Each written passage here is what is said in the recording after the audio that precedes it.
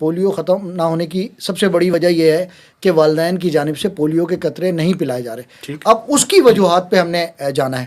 اس کی بہت ساری وجوہات ہیں. اس میں ایک وجہ جو ہے وہ مذہبی ہے. ایسے کئی لوگ ہیں پورے پاکستان میں، کراچی سے لے کر خیبر تک، جو یہ سمجھتے ہیں کہ یہ کوئی سازش ہے، اور اس کے حوالے سے سازشی تھیوریز جو ہیں وہ چلتی رہتی ہیں. کبھی کوئی کسی اسرائیلی ویڈیو کا کوئی آ جاتی ہے سامنے، کبھی کوئی کسی کا کوئی لکھا ہوا آبادی روکنے کے لیے بانجھ پن یہ اپاہج نامرد ہو جاتے ہیں، اس طرح کی باتیں کی جاتی ہیں. اور یہ جو ہے اس میں پڑھے لکھے لوگ بھی شامل ہیں. میں آپ کو بتاؤں کہ امت اخبار میں آج سے کوئی تقریباً 10-12 سال پہلے ایک پوری سیریز چلی.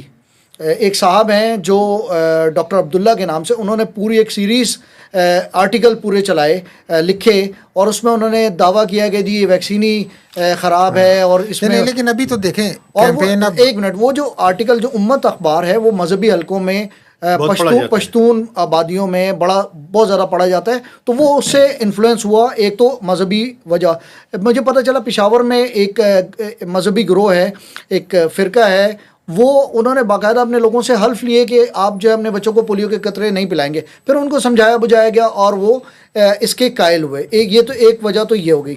دیکھیں اس وقت جو سب سے بڑا مسئلہ جو ہے نا وہ یہ چل رہا ہے پورے پاکستان میں، وہ ہے دو. ایک تو ہے پولیو فٹیگ. پولیو فٹیگ یہ ہے کہ لوگ جو ہیں ایون پڑھے لکھے ویل ٹو ڈو فیملیز وہ تنگ آ گئی ہیں پولیو کے قطرے پلا کے اپنے بچوں کو.